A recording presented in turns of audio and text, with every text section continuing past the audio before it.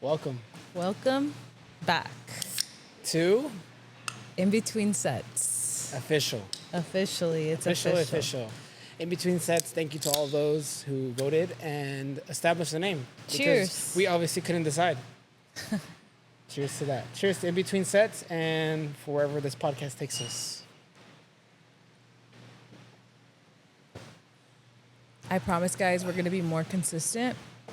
I feel like after this past month, Crazy.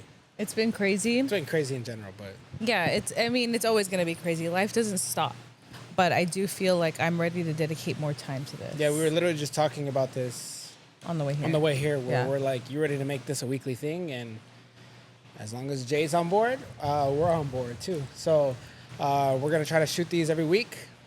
This is so good. You like that? Let me try This it. is so good. I haven't had Gorilla this one in a Mind. while. So we're sipping on Gorilla Minds right now. If you're not watching, we each have a Gorilla Mind. He has black cherry vanilla. This is white gummy bear. That one's good. This actually might be Your favorite? One of your favorites? one of my top 5 energy drinks right now, just because of the flavor. I was going to get it, but I knew you were going to open it. So I was like, I'll just try it when she opens it. Oh, yeah, go ahead. Yeah. I mean, whatever you want. And you know what? You got Jay wanting to try that white gummy It's now. so good. No, it's like so good. Okay, so we're gonna keep the tradition going for as long as we can, and we're gonna take a shot. Sounds good. Okay. For those that are new joining us, my name is Xavier. This is My name is Andrea. We are both owners of Savage Fit Club. here in Upland, and this is our podcast where we talk about life, we talk about fitness, we talk about whatever it is that we want to talk about, as if we were working out and we were in between sets. In between sets, yes. So Working out or training clients, which is Training- a lot of yapping happens in between sets. yeah, exactly. So, which is why the name works perfectly. Exactly. So cheers to that. We do. Yeah, we do. We do. Hints to those who are listening. Yeah, anybody want to provide us shot glasses that does, Yeah. What do you call that? Sponsor? No, what do you call like the printing on glasses? Embossing? I don't know. I don't know what it is. Or if you want to engrave a glass, that'd be cool. That'd be cool. Cheers. To In Between Sets and 1 year of life with Easy. Sorry, Easy, the name did not... Podcast, your name did not got picked for the podcast, so... You're right. I haven't taken a shot in a long time.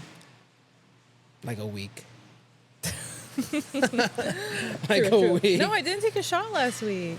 You didn't have tequila at all? I did, but I didn't have a shot. Okay. Bottoms up.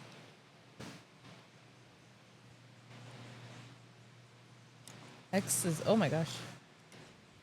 That was a big shot. It wasn't pouring that much at first. Well, Ooh. That. I'm glad you put that in the fridge for a little bit because I could tell the difference. yeah, it tastes good. So, here we are, just like X was talking about. 1 year. He meant 1 year of Easy, right? So we just hit, Easy turned a year old almost exactly a week ago. Yeah. Last week we had a celebration here at the gym. We had his birthday party, his first birthday party, which was a total success.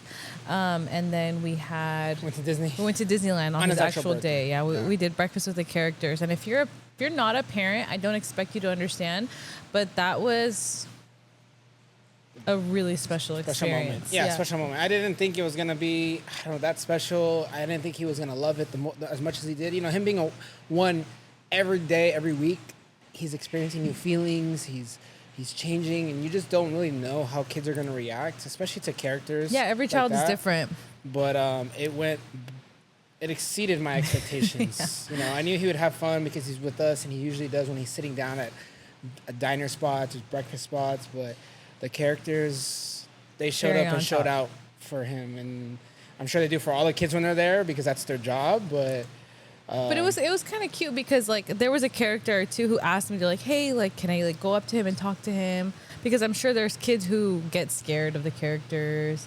I mean, every child is different, like Yeah. as far as how they interact with characters and people and stuff like that. Yeah. But Easy was like, loving it. "You're my friend now." Yeah, wanting to touch their nose. Yeah, wanting to hug them, Kiss them. You know, even Easy has little fidget spinner on the table, and Daisy was She was like spinning it, for and he him. thought it was so funny. He was playing peekaboo. Like, he's such a character. And someone asked me today, they're like, or not today, I'm sorry. Someone asked me this past weekend, does he have your personality or X's? I think he has mine. Yeah, I definitely think he has more of Andrea's family for sure. He's very outgoing, very charismatic, and he loves attention. Definitely. But I mean, that can always change in a kid. Yeah, but I don't know as a baby, as a kid, because we just hear from our parents how we were. But Yeah, my mom says that he's nothing like me as a child. yeah, I don't know what did she say is different. She said I was really calm, and he's not. Yeah, my mom says I was super calm too. Yeah, so where he got his wild... Oh, he's getting it. He's getting the energy from He's a wild... us, allowing him, but also when he's with your mom and your sister, that's when I see him. He's a wild child because they literally egg it on. Yeah, everybody, the whole family does, But yeah, I mean, 1 year with Easy has been. It's happened. I feel like it's been a long year, but it happened so fast. If that makes sense. The 1 year of parenthood, the best way that I could describe it off the top of my head would be a roller coaster of emotions. It'd be like not bad emotions, but just emotions, right? Like at first it's scared, and then it's confused, and then it's overwhelming, and then it's fun, and then it's really emotional, just like heart, like it touches your heart. Oh yeah. It's joyful, and then it's stressful too. Yeah. It's just a roller. It's just a roller coaster, and like it's ups and downs and twists and turns all day long, every single day. But I would say it's the more overwhelming feeling of it is just happiness. Yes, because that's all you can think about when you look at when we look at Easy. Yeah. It's hard to think like, oh, it was such a hard day, because when you look at him when he's sleeping, it goes away. It goes away instantly. Yeah. And it's literally like a roller coaster. Yeah. Roller coasters are so fast, so thrilling. Like you feel scared for one moment, and then you're crazy excited the next moment, and then you don't even. I feel like. And then it stops, and you still have that adrenaline. That's kind of how it feels like at the end of the day. Yeah, you're like, oh my gosh, what was that whole day? Like that was really hard, but then he was really cute, and he did this new thing, and then this and that, and. There's a lot that goes on within that first year where I feel like it's really hard to even. Put it into words. But even people always say enjoy it, and you do enjoy it, but it's really hard to actually soak it in and enjoy every part of being a new parent, every part of your kid's first year of life, and I'm sure every parent can contest to this. With not just the first year, but every single year. I was just talking about it with one of the members and fellow friends here at the gym, and. He was like, oh, 1 year with Easy. And I'm like, dude, I can't believe it. He's like, my kid's 10, and I still can't believe it. And like, one of my clients had asked me, like, hey, how does it feel like having a 1-year-old? And I'm like, it hasn't really, like, it's hit me, but it hasn't hit me like that. And I think as a parent, and I was talking to another parent, you really, it really never hits you. Yeah. Because it just happens. The kids grow up so fast. They change so fast. And they literally said it's blink of an eye. And I mean, we're starting to finally understand what that means. And I think like when it comes to being a parent versus not being a parent, it's like everyone says, you just don't get it until you are a parent. You really don't. And it's true. You really, really don't get it until you're a parent. Because I thought, you think you're ready. You think you know everything. You think you're prepared. But every child is different. Every parent is different. Like all of our lives and every single day is different. And I just have to say, after this 1 year, I have a newfound respect for anyone who has a child. Yeah, no matter anyone. the age. It doesn't matter what the age is. It doesn't matter, whether you had that child naturally, whether you adopted. Anyone that has a child, like, you just have my utmost respect. A mutual respect, I hope. And, especially mothers. I see mothers on a different level now, and I hope I can just grow that respect and that admiration more for other parents as we grow, because we've only had Easy for a year, and some may say that's the hardest year, some may say that's the easiest year. It just depends. It depends on the kid, it depends on the parents, it depends on what you're going on in life. Yeah, exactly. There's a lot of different variables and factors and emotions that go into it, and it's just one of those things where being a parent now officially for a year, it's just. And I feel like I've had conversations in the past with different parents, like whether it's a mom or a dad, and I'm like, what was I even saying? Like, I didn't know anything. No, definitely not. And I mean, we're still learning. We don't know everything. We don't. And, people ask us, like, oh, like, so what do you do? I'm like, I don't know. I just take it one day at a time, and I just kind of go with my parental instinct and, your natural thoughts as far as, like, I think this is right, and we're just going to see how it goes. And, you utilize what, like, your parents taught you and sometimes some outside factors. But I think at the end of the day, from day one, we were like, we got this. We got this. And, our parents had us at a young age. And if they could do it at that age, I'm not saying it'll be a cakewalk for us, but it is what you make of it. Yeah, it is. I mean, my parents had me when they were like in their early 20s. I think my mom was 20 when she got pregnant with me. Mm-hmm. And then your mom was 17 when she got pregnant with you. And honestly, hearing what they went through, I think it gave us a good perspective. Yeah. And also like a really, really tough mindset when it comes to being parents. Like, it doesn't matter how hard it is or how hard it gets. It's not hard to show up to be a good parent if you really, really love your children. Really love your child, yeah. And that's what our parents do to this day. Both of our parents.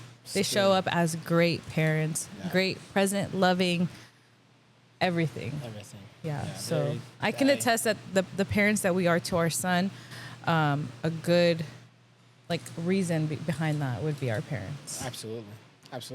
They've provided for us all our life. They've given us great examples to live by, and they continue to. Yeah. Just by showing, just not us love, but the way they show Easy love and the rest of their grandkids. Yeah. As well. So cheers to our parents. Cheers to being a mom and a dad. Yeah. Now, do you feel, I'm sure there is, but like, how has your mindset changed now compared to day one of bringing Easy home?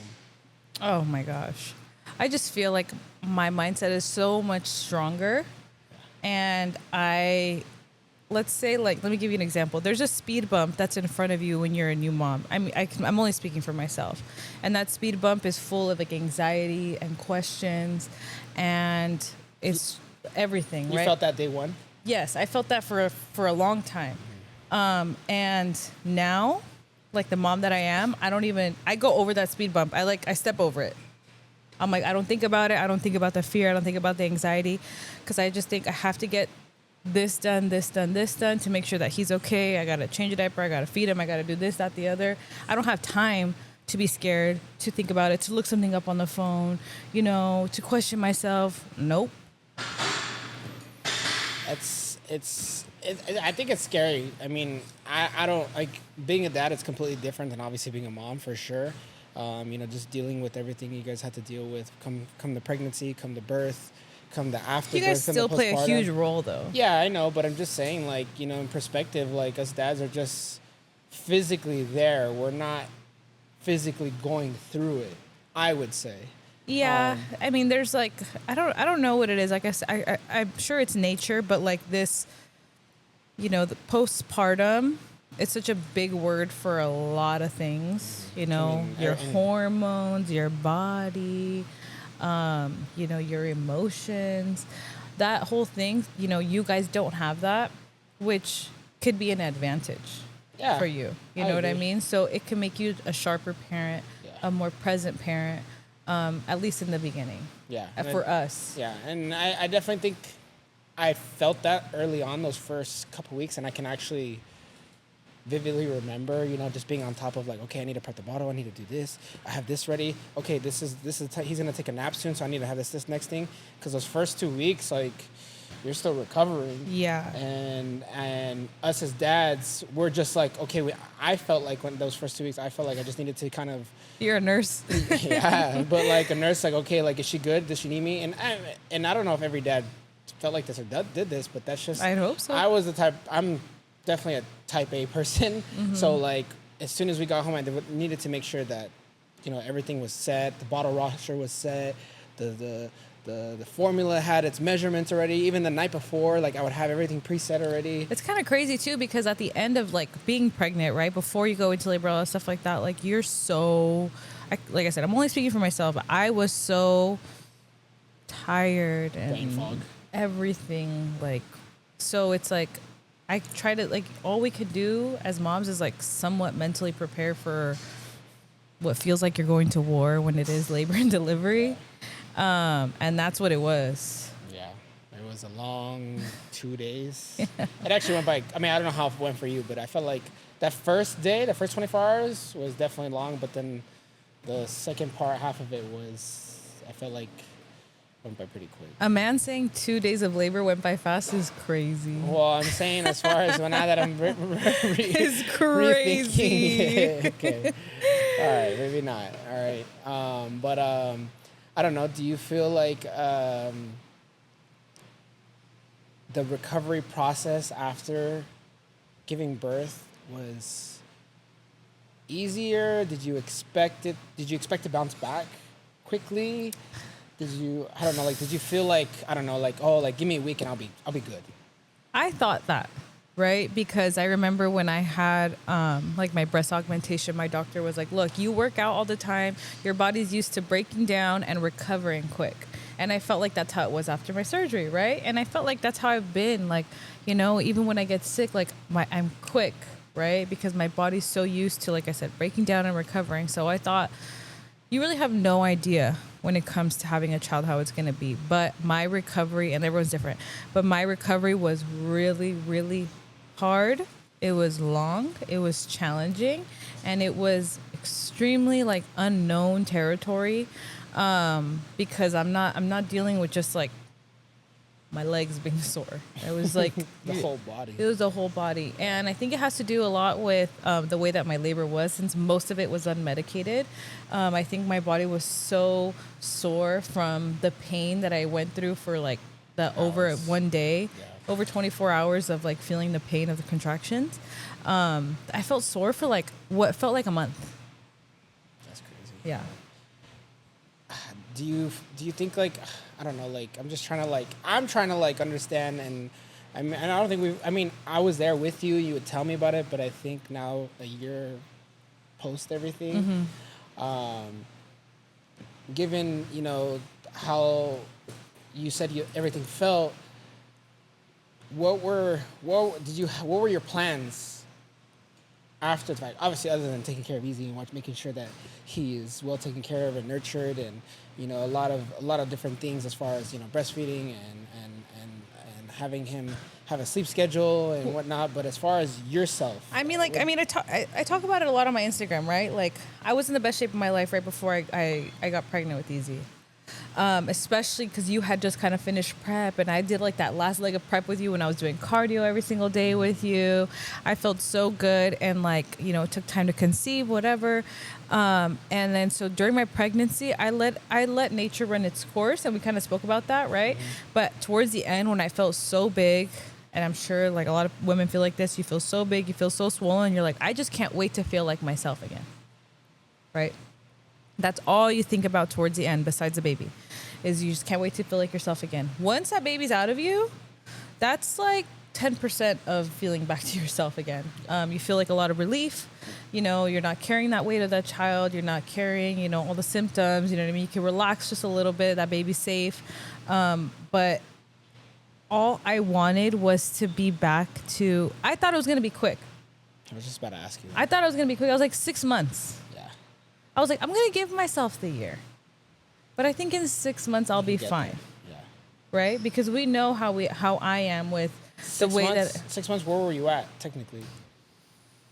Or not technically, but... I had lost about close-ish to 50 pounds. Oh, so a little more than half. Yeah. Yeah.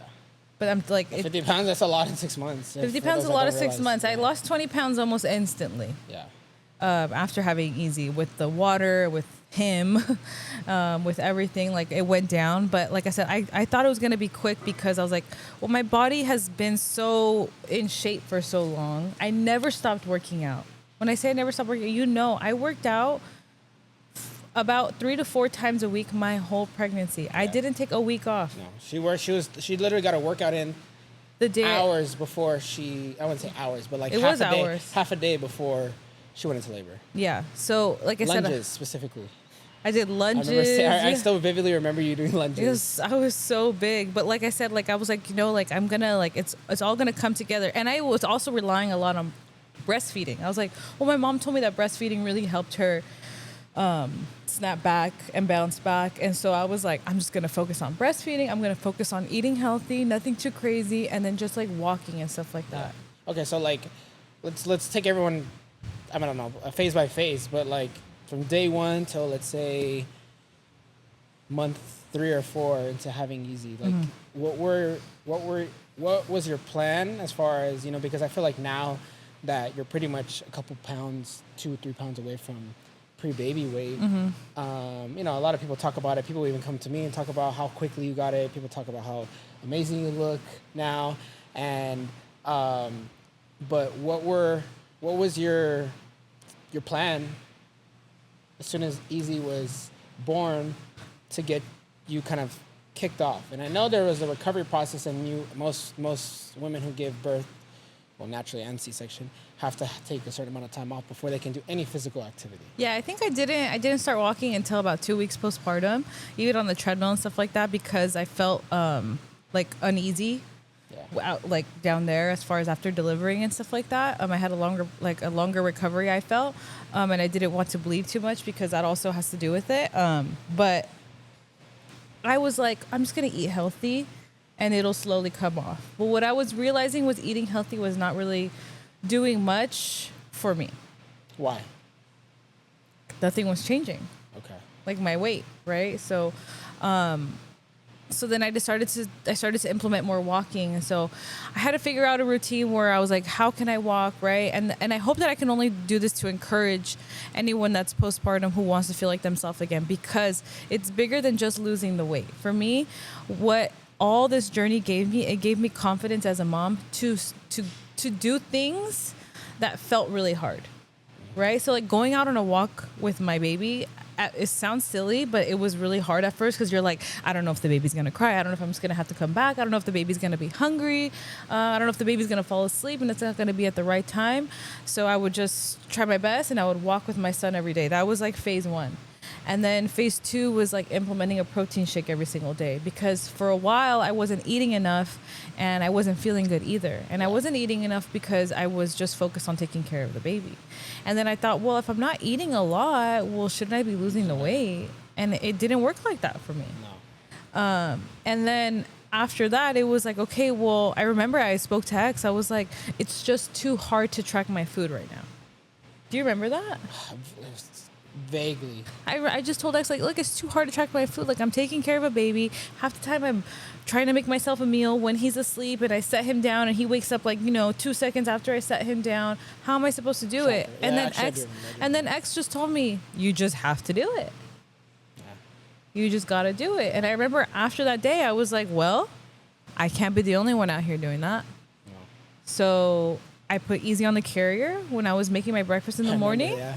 That became the routine. That was a routine. I put Easy in the carrier because that's the only way that he would be chill while I made my breakfast, while I weighed everything out. Sleep. He'd fall asleep. He would fall asleep, and then I would eat my breakfast in the morning. And then from then on, I just did the same routine as I do now. Is I track my food. I work out as often as I can. Intensity increased as I obviously recovered physically. I still remember even when you first started trying to walk on the treadmill. You're like, I don't remember what speed or what incline you were doing, but I know it was super low, moderate. Speed 1. And I remember you coming and just saying, like, I still can't. Like, I can feel everything down there. Everything. And it was not fully recovered. Obviously, 2 weeks postpartum, you would, I'm sure you felt like, I feel pretty good. I think I can walk. You're standing and carrying him and getting up and down, but walking on a treadmill or walking outside, people don't realize there's impact, there's gravity, and everybody's especially different. constantly walking. Like, for 15 minutes straight, it's way different than let me just get up, go to the couch, sit back down, go to the kitchen, sit back down. No, it was really, really slow and steady progression, like I said. And even when I started to lift heavy, I still didn't feel okay down there. So I had to dial it back still. When did you start officially lifting? Because I was obviously there, but like to give people context and whatnot, I could probably roughly point out when it was, but it was like in November, December. So I was like 4 or 5 months postpartum when I started trying to lift heavy again. And I remember I put a barbell on my back and I tried to squat, and I told Dex, I'm like, how can I not squat the bar if I was squatting a plate 40 weeks pregnant? Yeah. And I don't know. It's the trauma and just the sheer intense labor that just affects all of that. Yeah, and then so X was like, put a box underneath you and do that. And so I was doing box squats or whatever, and then I slowly got to be able to do like the heavy squats. And then when I started heavy squatting, I still didn't feel okay down there. It's because of the pressure. People don't realize, like, when you're squatting, depending on what kind of maneuvers you're using, but it requires a lot of abdominal and pelvic pressure sometimes. And exactly. when you are not fully healed down there as a postpartum mom, it causes a lot of discomfort and just uncomfortability because of things. Just trauma. Like you said, it's just trauma, and things have not been the same in my body, for well over a year, because 5 months postpartum, 5 months, and then also like the 9 months that I was pregnant. And then so I dialed it back, and then I said, look, and this is a tip for all you moms, the best thing that you can focus on is your eating. Because workouts, I have realized, are not guaranteed. No. And whether it's you being able to showing up and not knowing how long you're going to be able to be there, and just the consistency of it. So I accepted that, and I said I have to really, really just focus on my nutrition. And that's what I've been doing. I just track. All I do is track my food. I don't do anything crazy. Whatever, I think given my perspective as like a personal trainer and now your husband and seeing things, I think for most moms, postpartum moms, I think it's just do what you can to get you closer to your goals that's easier for you to do with your baby. Like you said, exactly. The walks, the eating. And sometimes I know it's hard for most people to eat because it's like you're busy, the baby cries, oh shit, I'm making my food. And you might have to just come back to the food. You even say you would be making food, and mid making food, Easy would cry, you have to go tend to him, and you come back to the food and you would still eat it, and it was cold, it wasn't fresh, but you would just still eat your meal. Mm-hmm. And I would prep a lot while Easy was asleep, whether it's his naps or after bedtime, all that. And so slowly but surely the weight came off, right? And when I say slowly, I mean slowly. I lost 77 pounds in 12 months. What's the average of that, like a month? 6. Yeah, 6. It's like 6.5, I would say. Okay. I think that's pretty good. That's normal. I wouldn't say normal, but that's like normal, consistent, maintainable weight loss. Yeah. And it seems like it probably took a long time and a lot longer. I think it felt a lot longer because you said you had your expectations of 6 months. You said 12 months is like the deadline. But I think you set your bar high, which is okay because you had done the weight loss thing 2 different times. Once early on as a teenager, but in a different way, and then a second time pre-wedding. It took me 1.5 years though to lose the 60 pounds pre-wedding. For the wedding. Yeah. But I think the third time around, you're like, oh, I can just lock it in and that's I'll be easy. Good. Yeah. But sometimes people don't realize it's just the way your body operates. But it's really, really hard though. I mean, what was really hard for me is like I mean, you compare, right? And I'm sure maybe you do this as a bodybuilder too. Like you just compare everyone's journeys to yours, and I would see so many moms. It's hard not to. And I would see them like with a baby, and they look so great, and I'm like, how old is that baby? And like 4 months. I'm like, how do you look that good after 4 months? I know I didn't. I still looked like not. 4 months? At 4 months postpartum. Babe, yes, I mean, to you.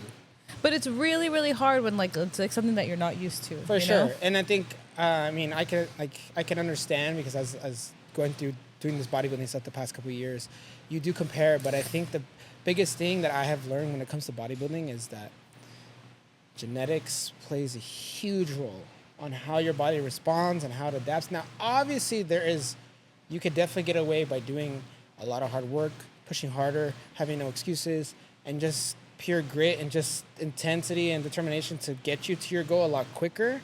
But at the end of the day, there's still going to be people out there that just have it easier because genetically it's just how their body is. We were just talking about it on the way here about you comparing yourself to someone who's a lot shorter than you, only a couple pounds heavy, a couple pounds lighter than you, and you're like, she looks fucking great. Yeah. And it's just how people's bodies are just made up. Some people just hold fat differently, some people hold muscle differently, and some people just lose the weight quicker, and some people just don't. And it's just the reality of weight loss, muscle, bodybuilding, postpartum.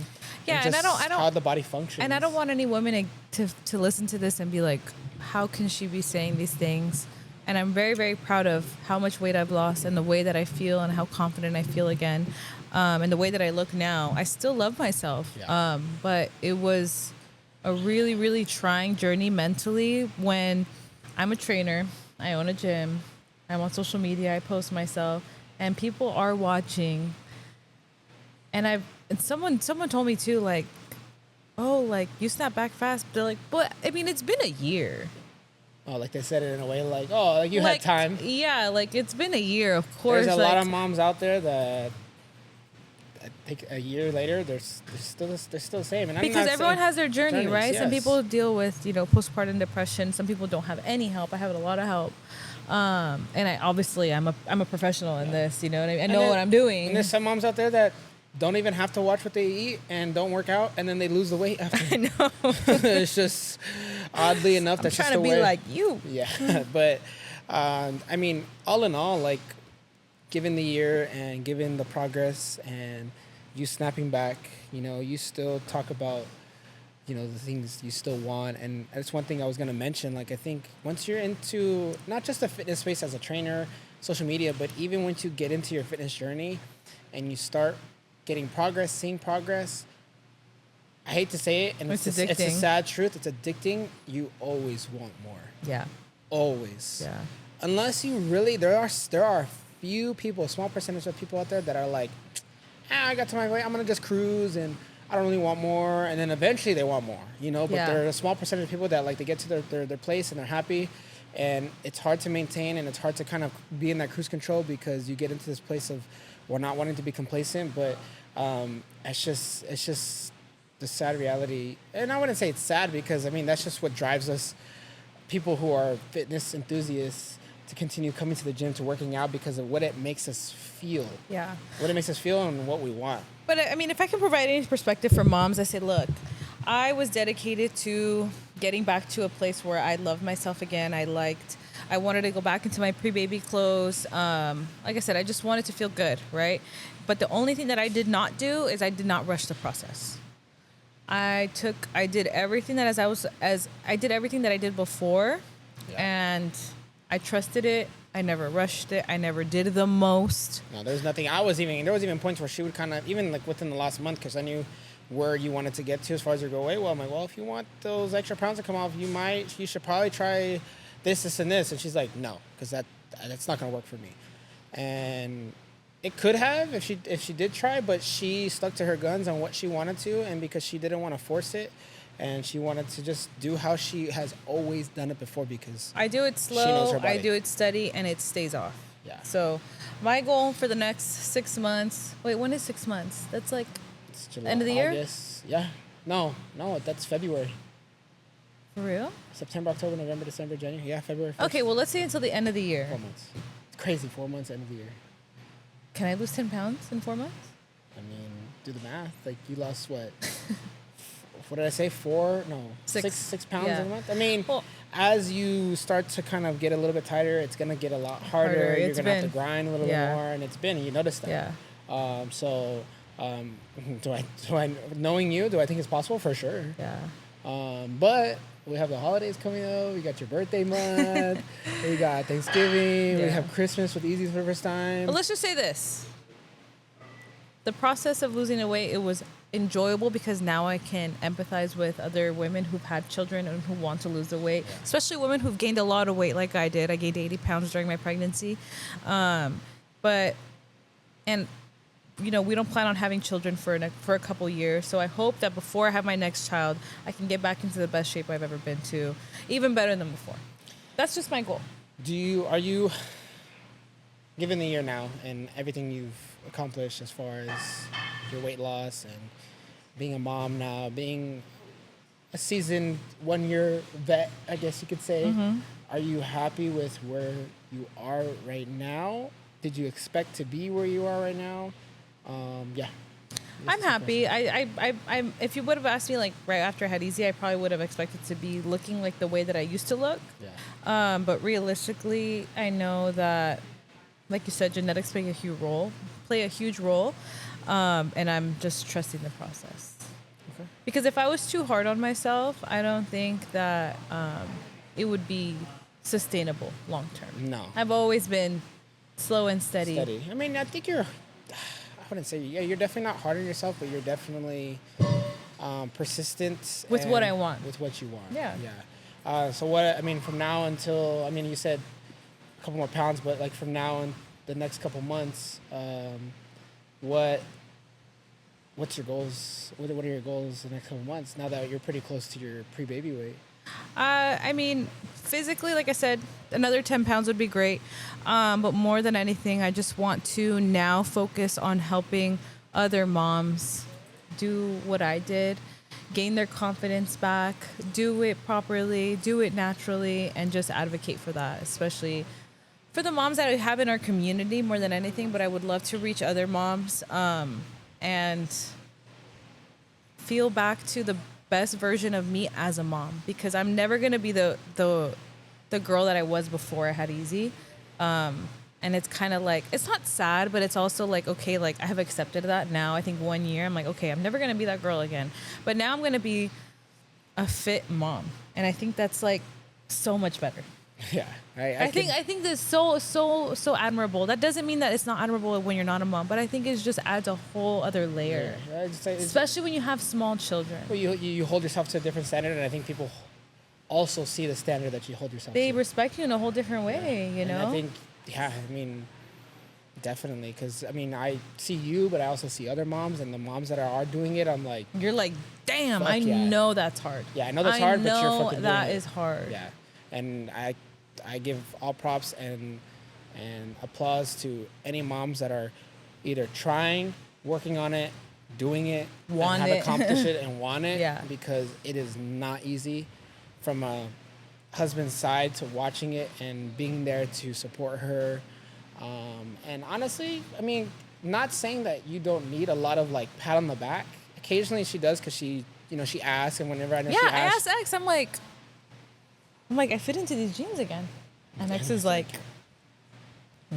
I'm not like, it's funny because it's like, I'm not surprised. It's just like, I knew she would, and it's just like the same thing when I probably go through my bodybuilding prep. Like, you're like, you're going to get skinny and you're going to get a little super shredded. And I think we just know how we both operate. And once we I guess in my brain, when I see X, like, and he gets to, the shape that he was the show day, like... She doesn't like me like that. I do. No, I don't like cuddling with you when you're that weight. But when I see you, literally my mind is blown. Like I don't. Maybe you don't interpret that, but because you're probably not in that state of mind. I'm not. But like my mind is blown. Like, but not because I never thought that you could do that. No. You know what I mean? Like you say, like it's not like, oh, like you're like, wow, Andrea, like you fit in those pants again. No, but it's like. That's crazy. Like, that's not average. No. Well, neither for you. I definitely don't think it's not average for a postpartum mom to lose 80 pounds in a year. It's hard. Gaining the 80 pounds in a year. Let alone not even postpartum mom, but anybody to lose 80 pounds in a year it's extraordinary. We have a few members in here that have talked about their weight loss journeys, and they talk about 200 pounds, 100 pounds. Yeah, we have a member who lost 200 pounds. I'm so proud of him. I'm so proud of him. And all he did was clean up his eating, and he doesn't even track. He told me this. He doesn't track. He just cleaned up his eating. and he literally walks every day on the treadmill. That's it. He hasn't lifted a weight. He's told me he hasn't lifted a weight because he feels. We're gonna get him to. We're gonna eventually. Get him. Yeah. But I mean, Mike, if you're watching, I don't know if he watches this, but for those that, I don't think a lot of members know who he is because he comes in quietly. He's got his little zip-up jacket. Always wears like his baseball cap. He's got glasses. But if you guys do see him, he's on the treadmill. Give him a pat on the back and say that we mentioned him because we have a lot of extraordinary members that have accomplished a lot. But for his backstory, from what we've heard from him, and for what he's done for himself and what he continues to do for himself, 200 pounds. And I say 200 pounds because he says he was 500. Yes, he was over 500 pounds. He literally, 2 weeks ago, just broke into the 200s. Into 200s. So he's like in the 290s. And I actually... If you have not been 500 pounds, then you don't know how physically hard it is to lose that weight. Even just lose weight in general at that weight, you know. Mentally. So congrats to Mike, and congrats to any of our members and moms and bodybuilders and anybody who are going through fitness journeys, because it's not easy. And I have to say that to finish it out, my community, my gym, every single person that I meet, every single person that I've met since having my gym, since becoming a trainer in the last 6 years, you guys are the reason why I chose to do this. I say it naturally, but without any, can I say it on here? Sure. Like peptides? Oh, yeah. I don't see why not. I don't know if it gets flagged or whatever. Probably, but I mean, whatever. I could have chosen to do that route. And I don't know if that route would have even made a difference. I'm sure it would have. Yeah. But I chose to do it naturally because of everyone here. I wanted to not prove to you guys, but just to be an example that natural weight loss is possible, and I believe is the best way to do things. Unless there's a medical condition. But I think we'll take our break now. And we'll come back and talk about other things. More fitness journey ish. Yeah. All right. Well, take a break. I gotta pee per usual, and I need Andrea to scratch my back. I had an itch on my back. I was gonna cut you off mid sentence. Be like, oh, just can you reach over there? Because I couldn't, and I didn't want to look awkwardly in the camera. You still have the itch? Yeah, kind of. It's not as bad. So, all right, we'll be back in a few. And we're back. We're back. Even though they didn't feel like a break for them, but it felt a break for us. You want to take another shot? We just put, sure. Really? Why not? Okay. We just put, during this break, we just put up a TV in the leg room for the gym. I have one of my guys putting up the TV, and we just needed an extra hand. Go ahead, take it. I'm gonna take a big one. I'm just gonna take a little swig. Oh, it's warm now. To kind of get me through this second part. That one tasted better though. I don't know why. Second one always does. That was pretty big. Oh, I know it's warm now. That one was rough compared to the first one. What the hell? Well, enough about me. Why? People are more interested in your story than mine. I mean, I don't think so. I think there's equal interest. I think there's just the way that we storytell is a little bit different. Oh, for sure. I'm just more cut and dry and. So you're a bodybuilder. So help me make it. Yeah, you're a bodybuilder, right? I mean, what do you consider a bodybuilder? Is a bodybuilder someone who competes, or is a bodybuilder someone who lives as a bodybuilder does, meaning like tracking their workouts and tracking their food? They're on a diet. They have a coach. So the way I see, I mean, I've actually people talk about being a bodybuilder, and to me, when people are like, oh, you're a bodybuilder, and I don't really feel like a true bodybuilder just yet, because I'm still pretty new to the game. And yes, I'm invested, but I don't have a lot of years under my belt. I feel like, and I don't think there's any set years or rules. And I think the longer you get into the game, the more you probably feel like a bodybuilder. But I definitely don't necessarily, like I said, when people tell me like, oh, you're a bodybuilder, right away I'm like, I don't feel like a true bodybuilder yet, just because I don't have enough skin. You haven't earned your stripes. Yes. But answer my question. Am I considered a bodybuilder? Or do you think, in No. your perspective, so do you think that you I think have people to who are compete? I think you have to be. Yeah, you have to compete. You have to compete to be considered a bodybuilder. Yeah. Okay. I think Do you there think do you there's think competing once makes you a bodybuilder? if you continue. I think if you do a show, if you do a competition. If I do a show and then I threw the towel in and I never no, did it again, then you're not a bodybuilder. In my opinion, no. So you just bodybuild. There's people who are that body build, but I don't think you can necessarily classify yourself as a bodybuilder. Okay. I agree. I totally agree. I think that you have to be either an active competitor to be considered a bodybuilder, or have competed for many years and then to make the decision to retire, because like C-Bum, he's retired, right? But he's still a bodybuilder. Not an active bodybuilder. I mean, he was. Yeah. Yes, I guess it just depends who you ask, but in that perspective, Chris Bumstead is a bodybuilder, but he competed and has won 5 Olympias. Yeah. 6, what about like Ronnie Coleman? Yeah, I mean, he's still a bodybuilder, but I mean, do they body? I guess I'm just eating my words right now because it's really. I think it just depends who you ask, and I think it's just like I said, just the skin in the game. It's your perspective. It's your perspective, the skin in the game. If you've had your years, you've competed, you've won shows, you've done a lot of shows, I think you can consider yourself a bodybuilder for life. All right, well. But there are people out there like, oh yeah, I bodybuild, and I'm like, oh, you compete? No, but I'm just like, okay, so you enjoy the process of bodybuilding, but you're not necessarily a bodybuilder. Same thing with powerlifting, I think. People are like, oh, I like to do powerlifting splits and programs and blocks and stuff like that, but do they actively compete? No. So apples and oranges. So 6'7".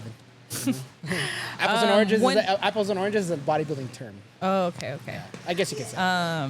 So you decided you decided to start bodybuilding when and why?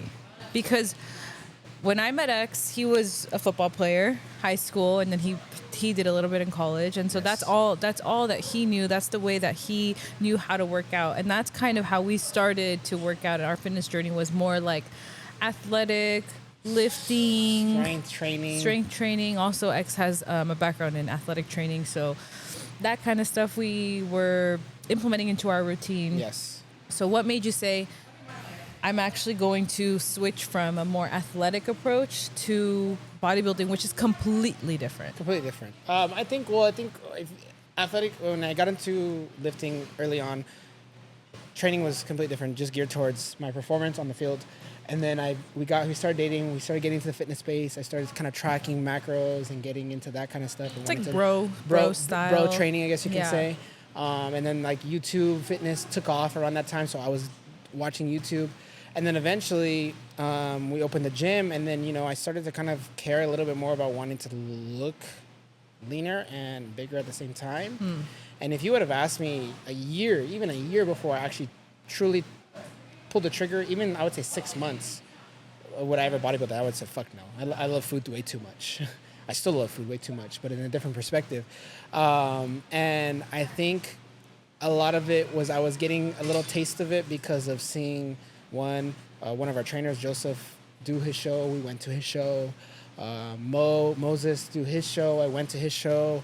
And then one of our fellow trainers, former trainers, and your client, Aaliyah, had hired my cousin Alex as her coach, and she was like, "Oh, I'm gonna do a bodybuilding prep," and that was like, I was like, "Fuck, I think I could do it," Mm-hmm. And then just the taste of my mouth kind of kept running, and then I started following a lot more of the life of my coach now, Sage, and his bodybuilding prep and his journeys and stuff like that. And it just got the urge to want to do it increased. And then I knew we were going to start trying to have a kid pretty soon. Not that year, but relatively in the next year or so. And I knew that, like, if I didn't try now, I don't think I would have tried after we had Easy. Because life would have been too hard, and I think I would have been like, it would take too much, because I understood by watching everybody's commitment doing it, watching my coach's life, watching my cousin's life, how committed and how determined and how dedicated you have to be. It's either you're all in or you're not at all. Yeah. And I knew the commitment. It's not. There is absolutely no balance in bodybuilding.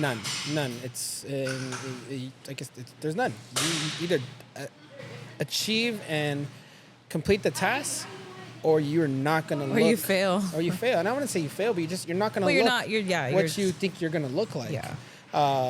Or expect to be at a decent level on the stage. And finally, when I decided to pull the trigger, I knew that I had to do it, and I was like, I'm gonna give this a try. We're gonna try one, and I'm gonna see how I enjoy it, and I may enjoy it, I may not. And I knew I would. I wouldn't say I knew I would be dialed in, because I'm the type of person, once I commit to something, I commit to it 110%. And I hired Sage as my coach, and I started the journey 110%. We were doing like a pre-prep type of thing where, we started losing weight, and the process of how good I was looking already before I even got into an actual 20-week cut or prep for the show, I was locked in, and I felt, I don't know, it felt like it lit a fire in me, not in a way where like it inspired me to be better, but I felt every day I was waking up doing not just my bodybuilding stuff, prep, eating, working out, but everything else in life was just firing at all cylinders a lot more effectively, because when it comes to bodybuilding and prep, you're eating, you're prepping, your cardio, your workouts have to be pretty scheduled and on point, so it makes everything else in your life have to be on schedule and on point. So it was just, you felt like a machine. Yeah, and look, like I know, I thought I knew what bodybuilding was because I saw a lot of people around us and other, past trainers, stuff like that. Like I knew what it required of people. And I only saw very, very few people actually lock in and dial in the way that you have, which I think that's a true competitor mentality, which is like, it's literally 100% or not at all. And like I said, it's less than 1% of people who can actually do it. In my perspective. I think there's a lot of people who do it, and but there's a small percentage of people who actually fully commit. And they fully commit. Commit, meaning not just the 20-week prep and cut, but to the off season, which I'm currently in, to the pre-prep, to the weekend stuff, to everything outside of it, Yeah. There's more to it than just, let me just cut for the show, because honestly, that's what I thought. I was like, I'll hire Sage, I hire my coach, and we'll just get straight into the cut, and I'm going to do a show in around 3 or 4 months. No, because the right coach is going to take the right approach, is going to make you, 1, earn it, I believe, 2, get a feel of how your body is, because every coach needs to understand how your body's operating before they actually throw you into a prep, because there's more that goes into it than most people think. And 3, you have to make sure that everything is in the right place at the right time, because a lot of things... I don't agree with that. Why not? Because even if it's not... Well, it's not going to be, but you have to feel that way, because if you go into a prep not feeling like everything is ready to go. Oh, I mean, going into a prep, yes. Yes. I thought I meant more like in prep or even in the off season, even if it's not ideal conditions, you still have to do it. Yeah, you learn that, I think, as the process goes along. Yeah. Because when I first started, everything, the business was doing pretty well. Nothing crazy was going on in our lives, so I thought it was the perfect time, which is, I think, It truly was. I think it was. I think for anybody, for you wanting to start something like that, it has to be a good timing to start. Now, once you're in the process, life happens, and you have to adjust, and that's where you're tested. Is this truly what you want to do? Yeah. Or is this just something fun that you do? Because there's 2 sides of it, and if you're on one side, then, like we said, you're not a bodybuilder. Yeah. So what would you say, and I know this, but what would you say 2 major differences, your prep before we had easy and then your prep after we had easy? Because your first prep, like you said, everything, like all the cards were lined up perfectly for you to execute it 100% mentally, physically, everything. And then this second prep was quite the opposite. It was a 180. Complete 180. But let's say the top 2 things that are the difference. Maybe just not in the prep, but like, let's say in the perspective of a parent, of just having the child. Oh, just the child perspective. I'd say. For sure, the sleep. Sleep.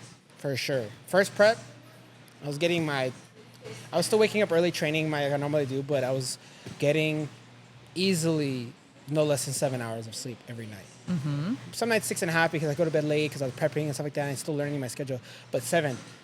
Having a kid, I hate to say it, but I was on average 5.5. Yeah. 5, and not only 5.5 to 6, but like interrupted 5.5, 6 hours of sleep. Yeah. Broken sleep. That's the one thing. I think the second thing is there's a lot of different things, but I think just the biggest thing that sticks out to me is just being able to prep my food at home, because when I'm home, Easy's home. When Easy's home, you're there, but you still need my help. And you could do it all yourself if I really needed you to, but I'm the type of person, dad, where I'm like, I need to make sure I help. And there'd be times where like, no, go ahead and prep, I'll take care of Easy. But, you know, you still have that in your mind, like, I'm over here 3 hours, prep, two hour and a half, 3 hours, depending on the day, depending what I'm prepping for the week, prepping the food for my next couple of days. And I'm sitting there doing it, and I'm like, oh, she's putting Easy to sleep again tonight, and I'm not there to be there. Yeah. And I think it's just more so, like I said, just not necessarily the ability to do it and not do it, but It's the freedom of wanting to do it whenever you want. correct. And You think you have free time, you're like, oh, I have time tonight, Yeah, and I you're think like, I think do all in you? all, it's just the free time. Yeah. Once you have a kid, you have none. If you truly want to be with your kid, you have none, because Yeah. there's 'Cause moments where you have that time. You're like, oh, he's playing or he's sitting in the crib. Okay, let me go cook. No, but then sometimes as a parent, I feel like you feel guilty. Like let me go enjoy this moment with him. yeah. Let me go sit with him. You know, the other night, Friday, we were watching a movie, and I could have prepped my food for Saturday at that time because I knew you had a Hamilton who's sitting there. But I'm like, no, like I'm gonna go sit there and enjoy this moment because we don't have these moments all the time. We put him to bed, and you're like, oh, you still have to prep. I'm like, yeah, well, I chose to watch the movie and sit there because that. And did I go to bed later that night? For sure, but that's just the sacrifices that you have to make, that I've had to learn to make now, having a kid. Yeah. The first prep, there was no variables other than my typical day-to-day work husband and wife stuff. Yeah. Now with him, it's figuring out when I can do it, and whether if it's late night, early morning. Now, if you're a bodybuilder and you're a dad, I think bodybuilding with kids is very 10 times harder. yeah, it's very 10 very times difficult. harder. I can't imagine. Can you imagine a bodybuilder mom? Yeah. That's really tough. Yeah, and I can't even imagine. Like, I think I feel blessed that I'm experiencing the bodybuilding journey early in life, or not early, like I'm still early into it with having Easy at this time, because I think if I was a bodybuilder like season 5 years, 8 years into it, and now having a kid, you've been doing bodybuilding for 5, 8 years, the way you've operated, and it's just natural. Now everything changes. I think that's a lot harder than what I'm experiencing. Yeah, now. you're only like 2 years into bodybuilding. Well, 3. Technically 3. Yeah, Three. Through 3 years in, and so like this shift happened early on where it's like, hey, now we just have to adapt. Yeah. It'd be hard to adapt if you were. It had already been doing it for 5 to 8 years, let's say. Yeah. 5 to 10, let's say. So how long do you see yourself doing this? Asking for me. As long as I feel like I can, one, I enjoy it and it's feasible for our life. And it's only going to be feasible if I make it feasible. As far as outside, like even this past prep, it tested us a lot because of everything that was going on with Easy, with the gym, with the move, life. I have hopes that no prep will ever be as difficult as this past one was. Yes, definitely. But I definitely am optimistic, and I definitely am the type of person where I have to make sure that the cards are aligned. And even before this prep, the cards were aligned. And I remember Sage even asked me, everything's good, Easy's good. I'm like, yeah, Easy's actually getting into a rhythm of sleeping, and the gym's going well, and I feel like, yeah, we're good. And then literally like a week into it, Tornado. Easy starts teething, and he's waking up every 2 hours, every hour and a half. Throwing up in the bed. Yeah, a lot of different things. It's just this baby shit, and his sleep schedule was good, and then it wasn't. And then 2 months later, halfway into prep, we have to move the gym. Yeah. And the process of moving the gym, and even the thoughts of me not wanting to continue the prep, I thought about it because the timeline that it was gonna happen, it was gonna be literally For those that don't know, it was gonna be a week after my show, and I'm like, I don't know if that's gonna be possible. I'm gonna be dead tired. How am I gonna make it happen? And then we got dates pushed back, and then they got pushed back in. Anyways, it was, even though you think you're ready, there's always gonna be shit that hits the fan. And I think in bodybuilding, and what makes bodybuilders great and able to, one day, I can't wait. I literally think it's crazy that I think about this because it's like years in advance. I don't know how soon, but where I can wake up and the gym's set. I don't have to worry about coming into work. The gym's making a good amount of money. I'm online coaching, and I can just enjoy life with easy at home cooking and just living the bodybuilder life. Yeah. I watch bodybuilders vlogging, and I'm like, oh, that seems so nice. But a lot of bodybuilders, you talk to a lot of bodybuilders when they first started, they were doing the exact same thing. They had their 9-to-5 jobs, and eventually you just commit. But to answer your question, I don't think I answered it. I don't know. I mean, realistically, I'm 31 right now, going to be 32. I can see myself doing this till I'm close to 40. I thought he was going to say 35. I thought 35, but in realistic, like, I mean, you think of years. 40's crazy. You think of years. I got another 10 years of this, guys. You think of years as far as like what it takes to become a pro, what it takes to become a competitive pro. There's people that have been in the game 10 to 15 years and they're barely competitive pros. And look, I don't want you guys to think like I'm not supportive of X, because I've never tried to talk him out of anything when it comes to bodybuilding. I don't question it, but I question if he's okay. Yeah. Right? I just make sure that X is okay, because if he's not okay, then he can't do it right? Everything else I can handle as best as I can. And I can handle my emotion when he's on prep, or at least I try. All these things, like, I am supportive of X, but it is difficult because I know the sacrifice that it takes, not just on our life, but on his health, mental health,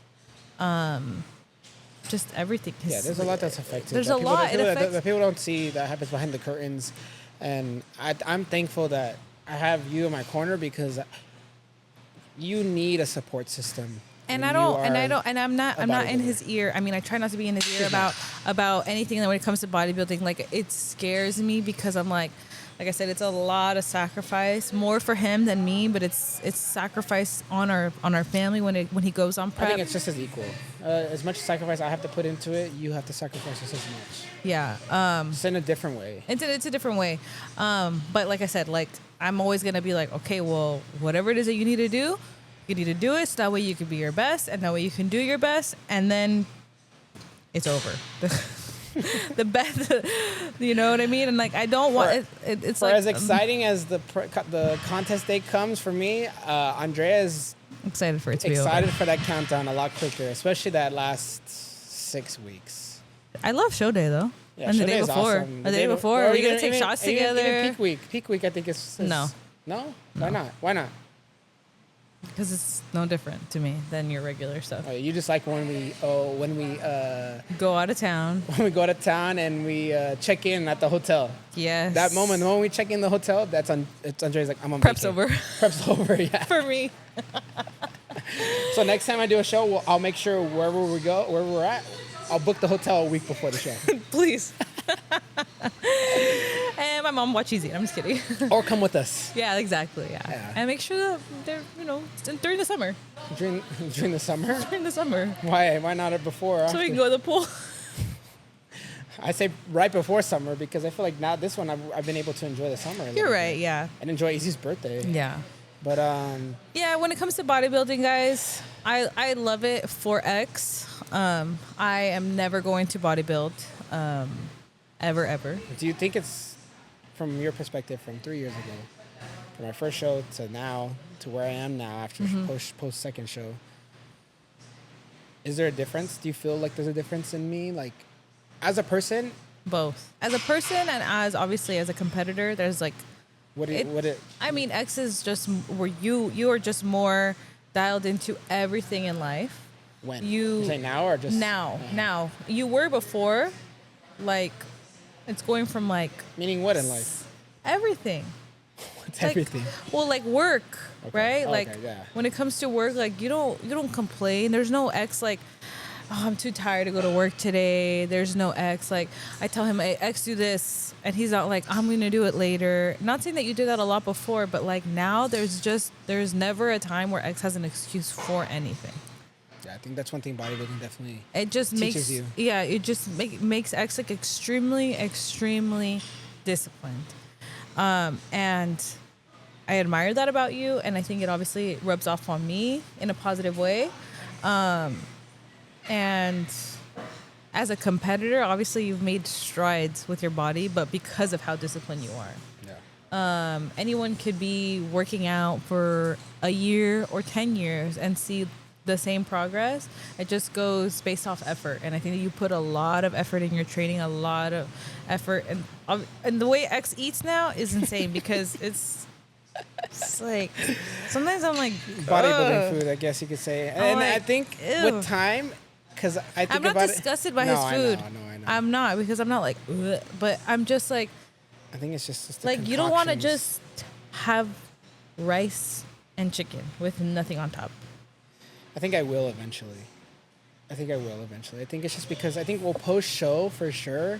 The urges to have a lot of different things. Like I feel like just now, not even just now, but within the past couple of weeks, like the last, I think 8 weeks post show, and as I get seasoned more into being into bodybuilding, I think it'll get better. But I think the food noise and the thoughts of knowing like I didn't have all of this, so let me have all of it now. Let me try this. Let me try this. Let me try this food. Let me try that food. I'm gonna do sourdough instead of this. I'm gonna try this. Now that like life is starting to life and things are starting to roll. Now that the prep is over and I'm like 10 weeks post show. Now I'm like, dude, like I'm done fucking trying to like make fucking egg white French toast and You literally egg had that this muffins. morning. I didn't. I had pancakes. First time this week.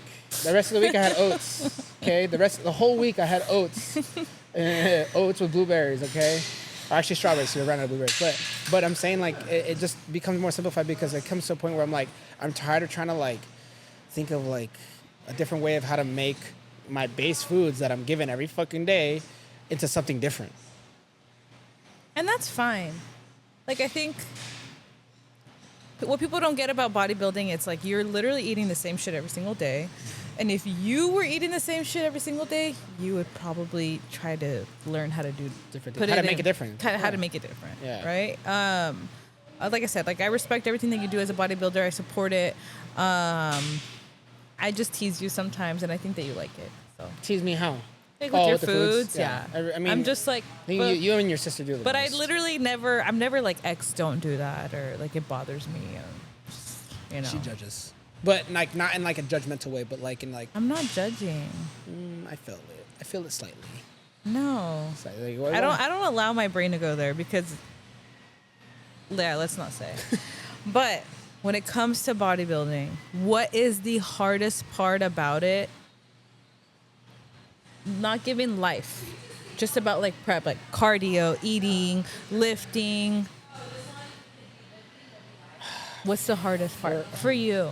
You're saying just like when it comes to like the nutrition, Your protocol. cardio protocol. Your protocol. As a bodybuilder, you have a protocol. You have to do this amount of cardio. You have to lift this many days a week, and you have to lift super heavy. And then you also have to eat this amount of food at specific times of the day, which... If you're being generic, because I think when it gets to when you're in prep, it's a lot different than when you're in the off season. Yeah, I'm saying during prep. During prep, I think What's the hardest part about it for you? towards the tail end when cardio is, I think it's all of it. It's all of it's hard. I think it's just when the cardio gets high, the food starts to get low, and your hunger is extremely to the roof, to the point where you're like, I'm trying to time out this meal so that I don't get hungry later. I literally, like, I remember vividly this past prep, I literally just wanted blueberries.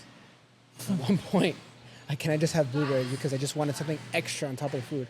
Not because I was like hungry, but just because eventually as you get later into the prep, the deeper part of it, things start to get pulled. You know, your artificial sweeteners start to get pulled. Certain amount of cardio gets pushed. The cardio, honestly, is it hard? Yes. I think the cardio is harder for you in the first prep than the second. Yeah, I think it. Yeah, I think I just understood, and I found a way how to get through the cardio with it being mindless. More But people so. don't understand, like I'm hungry right now, right? I'm not hangry, but you are like hangry Throughout the whole day, all day, and people don't know how and we have to control it how because it's like mentally exhausting that probably is. yeah, people don't realize. And just like this, that's a small. I mean that's actually a huge reason why I could not, or I choose not to do bodybuilding. And I have no interest in it because like I said, I balance myself out, and I could not imagine not being able to have blueberries. blueberries.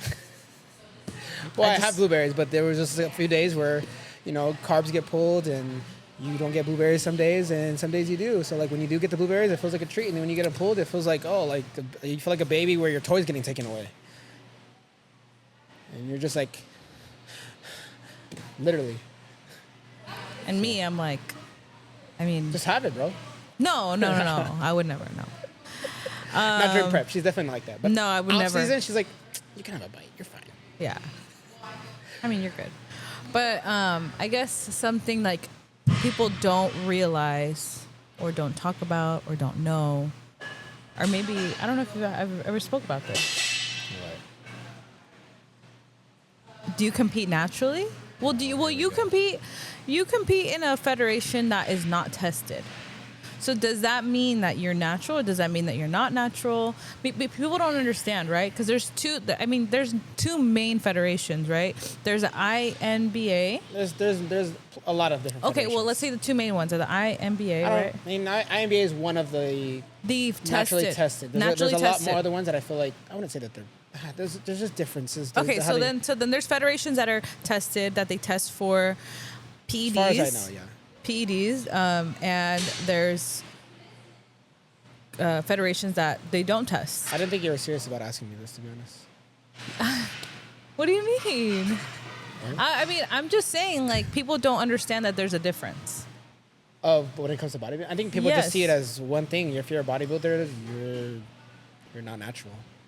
That's what I feel like. don't think so. People don't always assume. I feel like. I mean, yeah, I guess you're right. I don't know. In my perspective. So do people always assume that you're on steroids? No. Okay. Well, there it is. What? Are you? Well, that's the definitive.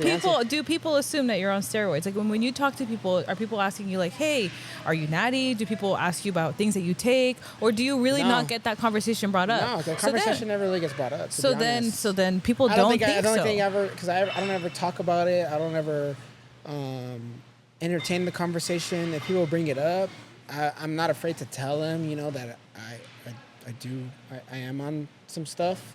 But a lot of that stuff that I'm on, I mean, it's not even a lot.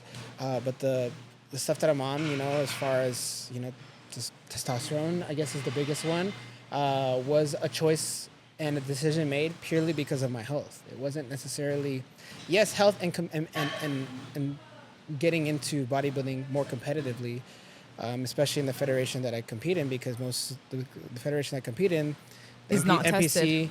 The Pro League IFBB is not tested. So everyone you're going against up there are some people who go up there naturally. My first show, I was natural completely. And you won. I won my true novice and novice class. But I mean, winning when you talk to a bodybuilder, when you say winning, You win the overall. Okay. Yes. So, but yeah, I won my class and I did a lot better than I expected.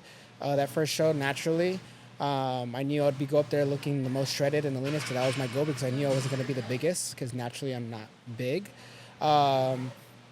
And fast forward about not even 2-3 months after my first show, we would do blood work consistently, even when I was natural, just to make sure everything was good. And everything throughout my first show everything was good. But post show, because I dieted for so long, my testosterone levels were extremely low. And I'm saying extremely low for a 29 at the time 30-year-old male, because when you're that age, your testosterone should be at the higher end. Right. If you're talking there's no really definitive number, because it varies between men. But let's say 100% compared to my levels is what they should normally be at. I was at like 20-30%. Yeah. Maybe 20-30%. Which we can only assume was affected by the prep. The prep because Prep of and the stress the and stress the the body, the diet, the hard dieting, the low body fat. low body fat, the immense amount of cardio, and we did our due diligence to naturally bring that levels back up and As best as you as best could. we could for about 4 to 6 months, and it went up, but it went up 5%, and that was knowing that we were eventually going to be doing another show in the near future, like 6 months to a year, let's say. And if we were to do another show naturally without any TRT, I guess you could say, we would. Is it considered TRT if it's not prescribed by the doctor? I don't think so. I mean, it depends who you ask. TRT, some people define it as like a specific low dosage because it's testosterone replaced therapy, meaning you're taking a low dosage just to get yourself back to normal levels. Which technically the levels I started taking, because of my levels being so low, and people realize like, oh, you're on it. Like, did you feel stronger? Did you feel like, oh my God, like on top of the world? No, bro. You just like, as soon as I started taking it, just to get my levels back to normal. Feel normal. I feel normal. I felt like less brain fog. It was crazy because you don't even realize it. And then you start to take it, and the mornings I would come in training clients, and I felt like Sharp. a lot sharper. I didn't feel so sluggish and like groggy. And those were the things I feel like night and day made a difference because it helps with your recovery more so than anything when you have normal test levels. Well, before we get into let's not get into a lot of what you took and all this stuff. No, but I'm just saying why I took it was because of health reasons. Right. And knowing that I wanted to continue bodybuilding. Health reasons that were most likely affected by the competition. Correct. Yeah. Because before the competition, my levels were above 50%, which Okay. is not low, but they could be average. Yeah, they're average. Okay. But we'll talk about this on another podcast, you know, if you feel open to talk about other things that you took and whatever. Probably not. But mainly I want to ask you, do you feel like the things that you took made a huge difference in your prep with the way that you looked and the way that you felt? Yes, in the sense of it just giving, and I'm not saying like it crazy immense of difference, but the difference enough to kind of get me through the days as far as energy levels, recovery, and there are a few other things where, yeah, did it make me look a lot better and sharper? Yes, but everything. I think you went from looking extremely impressive to like freakish. Yeah, that's pretty much what it does, I would say. And you have to. When it comes to when you're on that stage, Yeah. you have to look freakish because, and not freakish in like a nasty way, but like freakish No. in a way where like Respectfully, you you're look freakish. grainy, shredded, lines, veiny, muscular, all of that all the time. And there are guys out there that naturally can look like that. And again, genetics.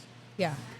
But that's mainly the question that I wanted to ask you. What the difference was, right? Because people, they don't really understand what PEDs, what steroids are, what they do. They hear about it. They think like, oh, you know, steroids are going to make you huge. Yeah, they're going to make you huge and they're going to make you angry. Both of those things are not true. Yeah, and people don't realize, like, during my off season from the second prep, like I said, I was on TRT levels and enough to kind of get me to recover. But I was... You started taking testosterone before you started prep? This past prep, yes. Oh. Yeah, I started it a year and a half ago. So it was like 6 months post first show. And then, Oh, yeah, I was pregnant. Yeah, it was right before we went to Wate. Yeah.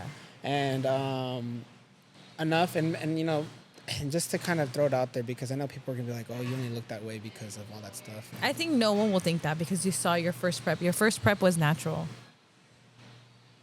Yeah. So.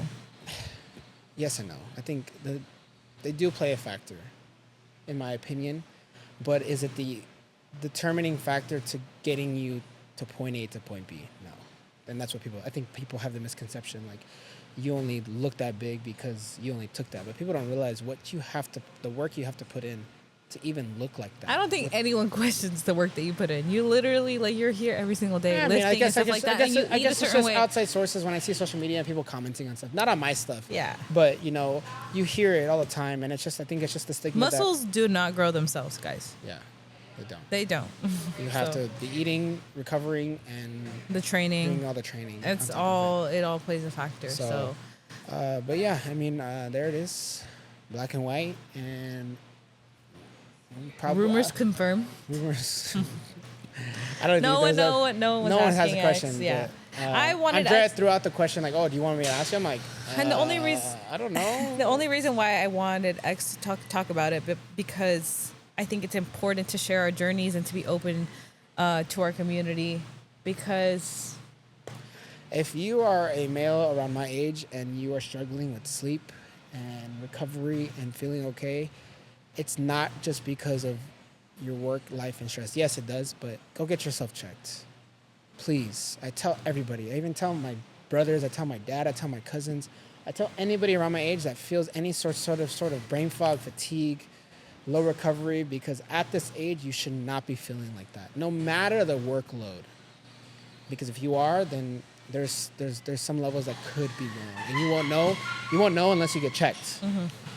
Please get checked. there you go. He's just being an advocate for the male community, and I feel like Game day in Riverside. There are not enough advocates in the male community, especially when it comes to that, and people don't talk about it enough. You They know? don't. No, they don't. Because girls, I mean, postpartum girls, we all talk about it. You know, there's brain fog. We feel like shit. We look like shit. All that stuff. They look like shit. But guys, like, you know, guys don't talk about it. And I think that you could be a pillar for men to go to and to look to when it comes to male health and fitness. And fitness for you is bodybuilding.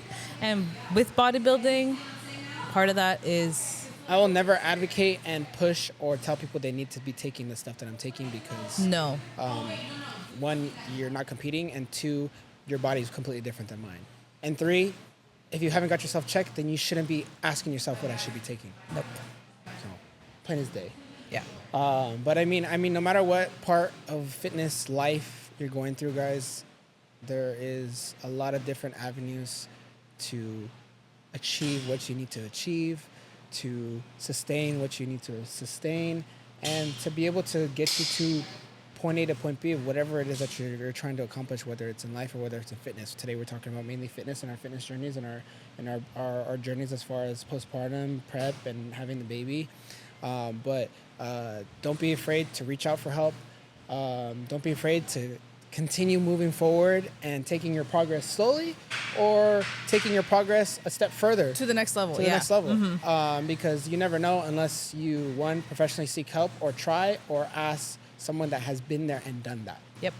Don't just ask one person that's been there and done that. Ask multiple. Yeah. In my opinion. Yeah, always. So, but I think we've talked a lot longer today than we did the past couple times. But I'm hungry, and I get a cheat meal. So that means I get a cheat meal. Yeah. No, I don't think anybody would guess what we're gonna have today. So don't tell them. Guess on the comments below. We're probably gonna post it on our story. I probably will. So I'll say, tell them to guess. And if they guess correctly, I'll give them something. I don't know. Maybe I'll post it on my story, and whoever guessed correctly will give them. It's like one of my favorite restaurants. I'll give you, what are we going to give them? What? Free 2 energy drinks. If they guess it? If they guess, on my story. Oh, on your story. Yeah. Are you going to post it right now? I'll probably post it. Oh, okay. On my way. Okay. Well. Till the next one. And that concludes our episode 3. In between sets. Subscribe, like, comment, guys. Comment, and if there's more topics, we'll go get. I know we talked a lot about parenthood and fitness, but if there's more stuff you guys want us to talk about outside of what we've talked about, please let us know. We're always thinking of other things. We might have guests in the future, but till then, follow us on Instagram. Follow us. Well, follow us the Savage Fit Club page on Instagram. Subscribe on YouTube. Follow us on Spotify. Watch and listen on Spotify. If you don't want to watch us physically on YouTube, you can just listen to us in the car. And if you are listening to us in the car, drive safe. Drive safe. Yeah, I think that's all I have to say. Thanks, guys, for another great podcast. Until the next one. Next week, We'll be back. We're committing. We're committing right now. We're saying it now. So we'll see you next week, guys.